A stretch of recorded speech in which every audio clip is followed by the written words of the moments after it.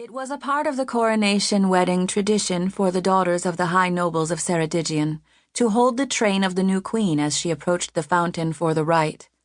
It was a solemn and momentous occasion that had not been performed since Severn's first wife, Lady Nanette, had become queen following his usurpation of the throne, and the shadow of that event hung over the gathering. Tryn felt the tension in the hall as she carried Genevieve's gauzy veil with the other girls. All the lords of the realm had gathered at Kingfountain for the coronation, including the previous king.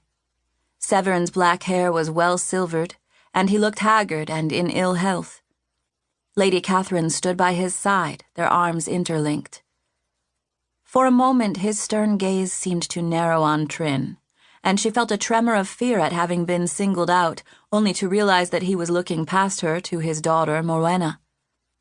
As they passed the nobles dressed in their finely cut doublets and vests, displaying for all to see the growing wealth and dominion of Ceredigion, Tryn realized her gown was a bit on the simple side.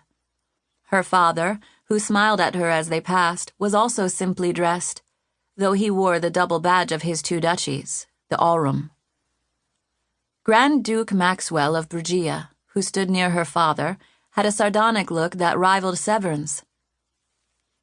It was clear he was not happy being a vassal of Ceredigion, the consequence of a lengthy, arduous war instigated by his ill-conceived siege of Calais, back when Tryn had been injured. The armies of Ceredigion had waged a full-scale assault on Brugia's domain, breaking city after city, disrupting trade with blockades, and grinding down Maxwell's army month after bitter month. Eventually there was nowhere left for Maxwell to run. Though he had successfully dragged on the negotiations for his surrender for nearly a year to ensure that his son, Prince Elwys, would rule after him and not be supplanted by one of King Drew's favorites. Because the procession of the queen was slow and ponderous, Tryn flicked her eyes to the prince. Elwys was a tall and slender young man of 18, with a very fair complexion and hair so blonde it was nearly white. He wore the Brugian style of doublet, very opulent, with frilly lace at his wrists, and a wide neck ruff that looked silly at Kingfountain, but was considered the height of fashion in his realm. It made him look like a strutting peacock, and any semblance of handsomeness he may have possessed was further marred by his discontented frown. So many of King Drew's nobles are disaffected, Tryn thought sadly. Her father had tamed all of the men instead of destroying them, but they resented him for it.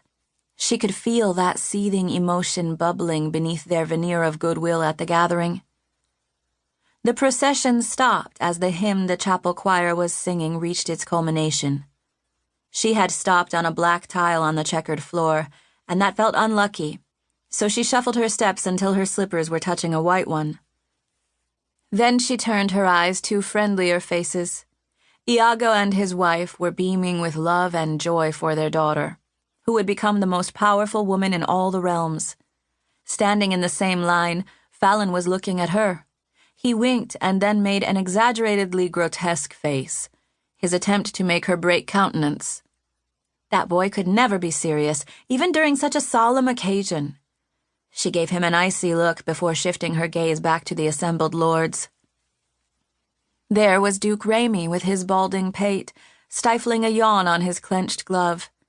She also saw Lord Amrian, the king's chancellor and master of the Espion, his eyes darting to the various spies planted throughout the hall acting as guests and bodyguards. He looked very worried, as if he were expecting an archer to suddenly appear. Tryn felt her father's magic joining the turbulent waters of the fountain. She sensed it like an ever-present feeling of comfort. Her father was one of the most powerful fountain blessed in all the kingdoms. The only ones who were stronger in the fountain were possibly Tryn's mother and the wiser Myrddin himself. She caught sight of the wiser as they began ascending the steps to the fountain. He was a dumpy-looking fellow that looked more like a wandering pilgrim than an all-powerful wiser. He wore sandals that were chafed and broken and exposed some hairy ankles. His middle was girded with a leather belt, and his dark hair was silvered at the ears and thick and wavy. Myrddin had a